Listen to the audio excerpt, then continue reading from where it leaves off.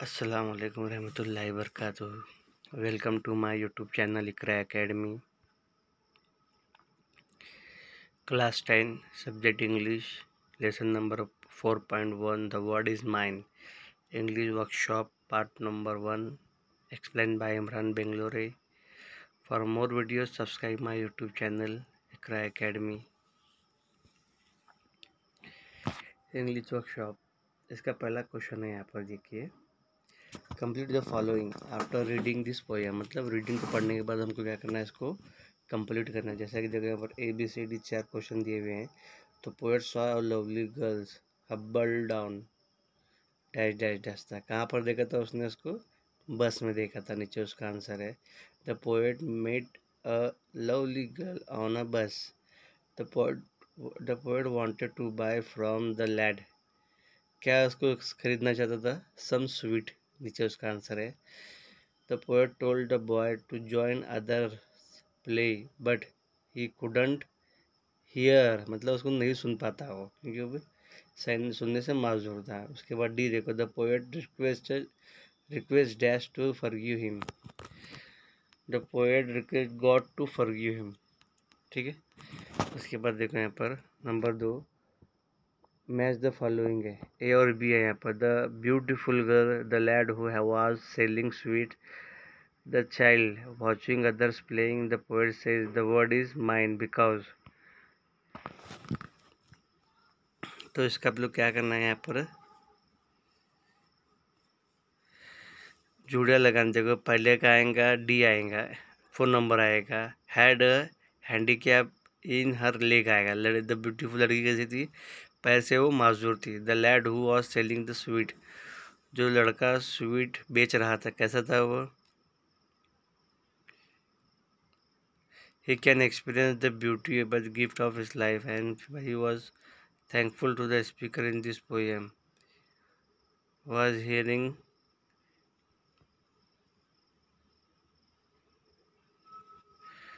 वो लड़का कैसा था? ब्लाइंड था, मतलब देख नहीं पाता था। Child watching others playing.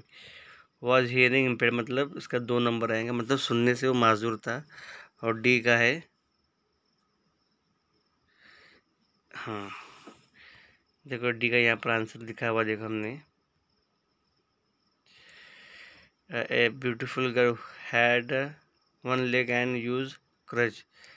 The lad वो ब्लाइंड था। फिर बाद में the child watching the could not hear to the poet. और चौथा है डी का, the poet says that the word is mine because by the grace of God he can experience this beautiful world. ठीक है। उसके बाद number 3 देखो, आसान थे दोनों क्वेश्चन। नंबर 3 देखो, what does the poet mean when she says the word is mine, explain the importance of the title with reference to the poem. मतलब इसमें आपको जो पोएट कह रहा है कि द वर्ड इज़ माइन, इसको ना हमको एक्सप्लेन करना है और इम्पोर्टेंस का बताना है, और साथ ही साथ जो इम्पोर्टेंस है टाइटल का, उसके बारे में हमको खुलासा करना है।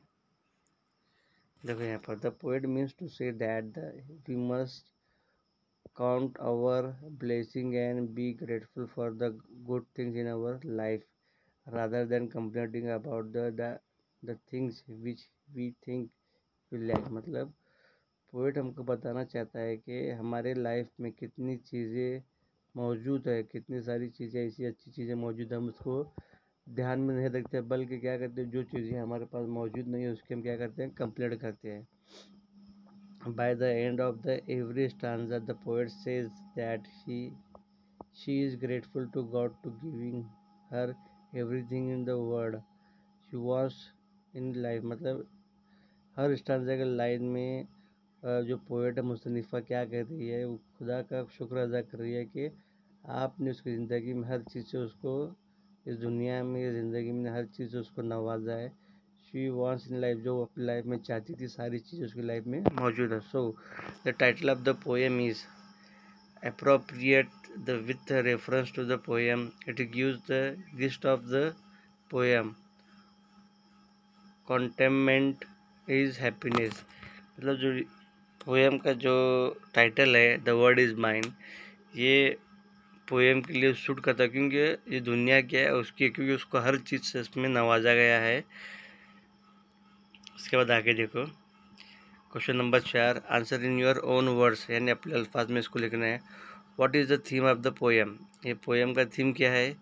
देखो, the central idea of the poem is that, यानी मरकज़ी ख्याल है इस पोएम का, you must count your blessing, यानी तुम आपको अपने जो मौजूद है, जो ब्लेसिंग है, उसको हमको देखना है। To be grateful for good things in your life, और जो तुम्हारी लाइफ में अच्छी चीज़ें है उसके लिए तुम क्या करना है, शुक्र अदा करना चाहिए। Rather than complaining about the thing which we are love, इसके बजाय कि हम क्या कर रहे हैं, हम खुदा का शुक्र अदा नहीं करें, बल्कि जो चीज़ हमारे पास मौजूद नहीं है उसकी हम क्या कर रहे हैं, उसकी शिकायत कर रहे हैं। When you are thankful to God for all the things you have are endured with, जब तुम खुदा का शुक्र अदा करेंगे जो अच्छी चीज़ें उसके तुम्हारे पास मौजूद है, देन द वर्ड, उसके बाद दुनिया में, and its joy your and its joys are yours, तो खुशी क्या होगी, वो तुम्हारी होगी। Then you praises the things which you often take for the granted and find no reason for completing, जब तुम उसको रियलाइज़ करेंगे कि जो तुम्हारे पास जो चीज़ें मौजूद है, लेकिन वो चीज़ दूसरों के पास मौजूद नहीं है, तो तुम उस चीज़ का एहसास होगा और तुम खुद ब खुद क्या करेंगे, खुदा के तुम उसको शुक्रगुजारी करेंगे, जबकि ये चीज़ अच्छी होती है और कंप्लीट करने का तुमको रीज़न ही नहीं रहता है। उसके बाद आगे देखो, number 2 B, do you think people with some handicap should beg for money justify your response, मतलब क्या तुम सोचते हो जो हैंडीकैप है क्या वो पैसे मांगते हैं।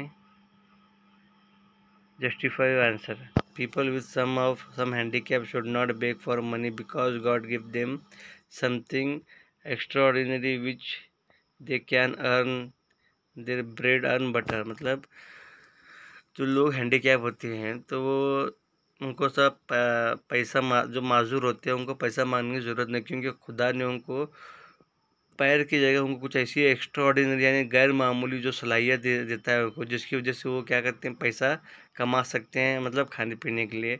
Working even in the hard condition it is better than begging, यानी वो हार्ड कंडीशन में भी क्या करते हैं, काम करते हैं, और ये काम करना भीख मांगने से अच्छा रहेगा।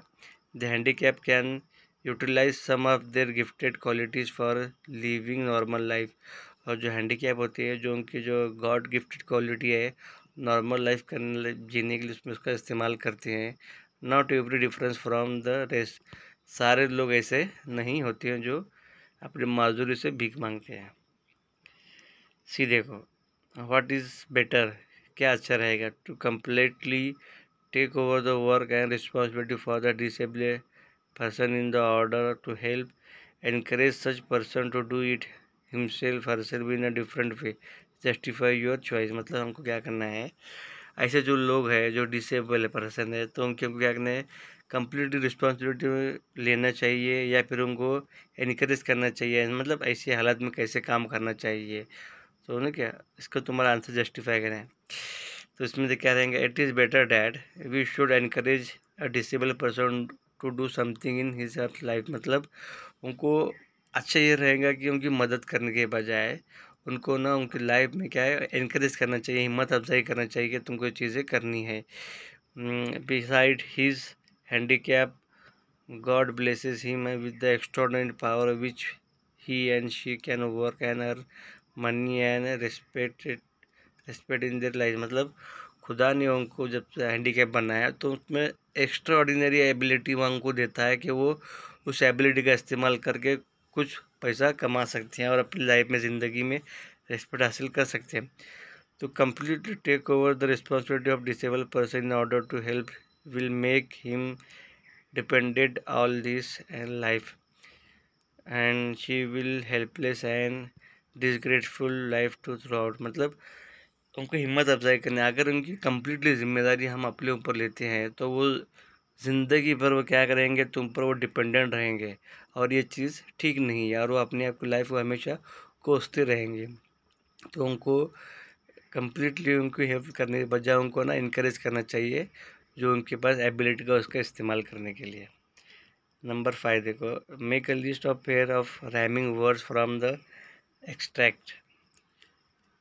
क्वेश्चन है, make a list pair of rhyming words from the extract. For example देखो, वाइन एंड माइन।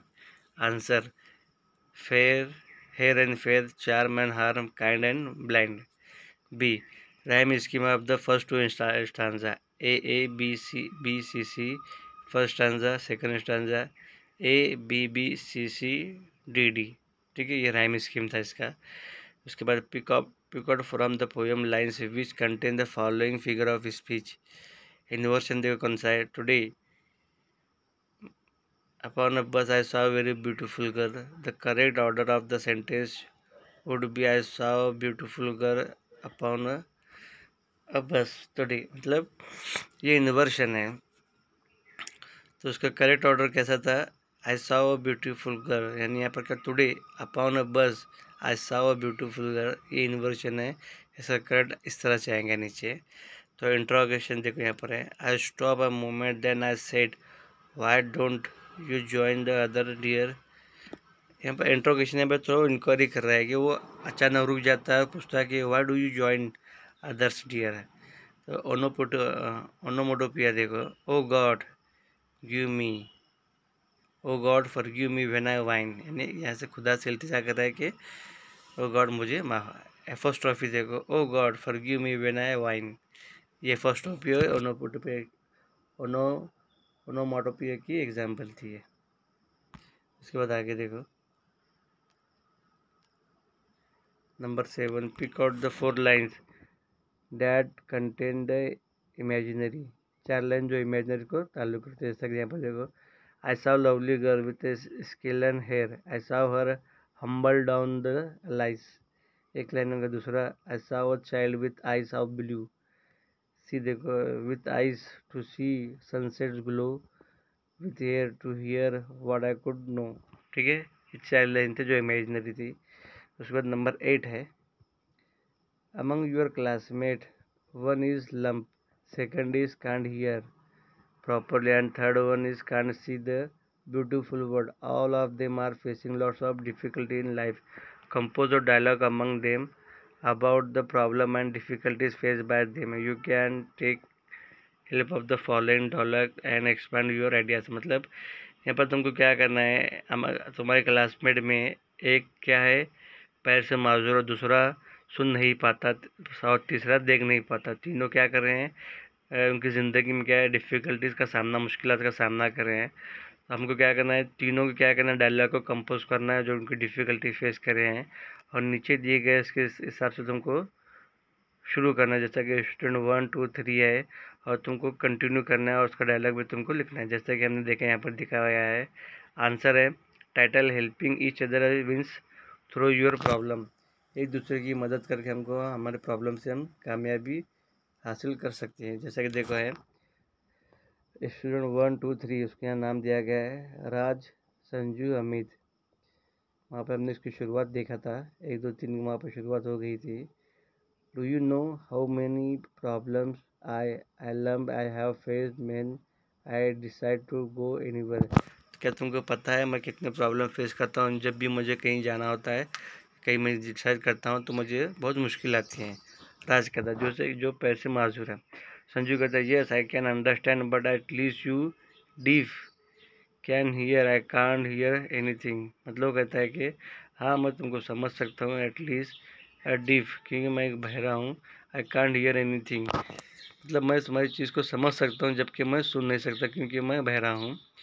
अमित कहता है, oh sad, so sad, you both can walk और hear a blind but meaning my problem is more serious than your, you know I can see this beautiful world. मतलब तुम्हारे दोनों जो क्या कर रहे हैं, एक वॉक नहीं कर सकता और एक कोई सुन नहीं सकता, बट मेरी प्रॉब्लम तो मोर सीरियस देन यूअर्स है, तुम्हारी ज़्यादा मेरी प्रॉब्लम है। यू नो, जैसा कि तुम जानते हो, can see this beautiful world, और मैं इस दुनिया को, खूबसूरत दुनिया को देख नहीं पाता। तो जगह क्या कहते हैं अभी, संजू कहता है, no dear I can't hear but I can walk. वो कहता है कि मैं सुन नहीं सकता लेकिन मैं चल सकता हूँ। राजू कहता है, but I can't walk like you but I I can hear and speak. वो कहता है मैं चल नहीं सकता लेकिन मैं बोल सकता हूँ और सुन सकता हूँ। हामिद कहता है see all of us lack some of something in our life, मतलब हमारे तीनों में क्या है, लाइफ में कुछ ना कुछ कम है। If we come together we will be a great help to each other. अगर हम साथ में आएंगे तो हम क्या करेंगे, एक दूसरे की बड़ी मदद कर पाएंगे। फिर उसके बाद कहता है देखो, राज कहता है यू आर एब्सोल्यूट राइट, तुम बिल्कुल सही कर रही हो। If Sanju and you take me on your back I will describe this beautiful word to see you. अगर संजू और तुम दोनों ने मुझे अपने बैग पीछे लिया, take up me your bag पीछे लिया, आई विल डिस्क्राइब, और मैं दुनिया को, इस ब्यूटीफुल दुनिया को मैं डिस्क्राइब कर सकता हूँ। यू आर राइट, तुम सही हो my dear, I am strong enough to carry you but now how can I hear what you say. हाँ, तुम बिल्कुल सही कह रही हो, मैं इतना स्ट्रॉन्ग तुमको मैं कैरी कर सकता हूँ, बट लेकिन हाउ कैन हियर, लेकिन मैं कैसे तुमको सुन सकता हूँ। अमित डोंट बी डिसअपॉइंटेड, यानी कुछ ना उम्मीद होने की कोई ज़रूरत नहीं है। Raju can speak and C this beautiful word. Raju क्या इसको देख सकता है, राजू बोल सकता है और इसको देख सकता है। I am good at using my hand and facial emotions, don't worry you can understand what me means to say by your expansion और गेस्चर्स। ठीक है, राजू इसमें कुछ बोलने की जरूरत, राजू क्या है इसको देख सकता है और अच्छे से बता सकता है, और मैं इसमें अच्छा हूँ कि अपने हाथों और चेहरों के इमोशन से तुमको बता सकता हूँ। डोंट वरी, उसमें तुम ज़्यादा परेशान होने की ज़रूरत नहीं है। Way you can understand what you mean, मतलब मैं जो भी कहता हूँ तुम उसको अच्छी तरह से समझ पाओगे। Raju that's a good, if we help each other we can understand what our teacher teach and our friends say. मतलब ये अच्छा रहेगा, अगर हम सब एक दूसरे की मदद करेंगे तो हम समझ पाएंगे टीचर हमको क्या सिखा रहे हैं और दोस्त हमसे क्या कह रहे हैं। Sanju I can see and I am strongly enough to face difficulty in our life.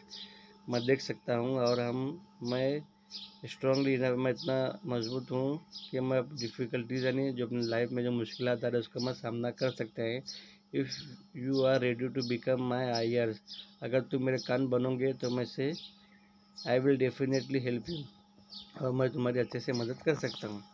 Amit of course you both are my two eyes and I can see this beautiful world through your eyes. वो कहता है कि मैं अंधा हूँ लेकिन तुम दोनों मेरी आँखें हैं, तुम्हारी आँखों से मैं इस खूबसूरत दुनिया को देख सकता हूँ।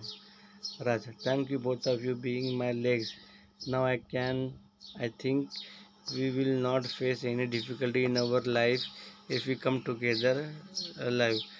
तुम दोनों का थैंक्स है, तुम दोनों मेरे क्या पैर है, और आई थिंक मुझे लगता है कि वी विल, मतलब अगर हम साथ में रहेंगे तो हम कोई भी मुश्किल का सामना अच्छे से कर सकते हैं। समझो एब्सोल्यूट रहे, बिल्कुल सही है। Let's come together and Amit and make our life easy enjoyable and smooth secure and wearable. ठीक है, अब हम क्या करते हैं, साथ में मिलेंगे Amit and make our life easy, और हम क्या अपनी लाइफ को ज़िंदगी है आसान बनाएंगे, इंजॉयबल यानी मज़ेदार, स्मूथ बिल्कुल स्मूथ बनाएंगे, सिक्योर एंड फेवरेबल यानी हमारी तरह हम इसको आसानी बना सकते हैं। Design and concept by Imran Bangalore. For more video subscribe my YouTube channel Iqra academy. अस्सलाम वालेकुम रहमतुल्लाहि व बरकातहू।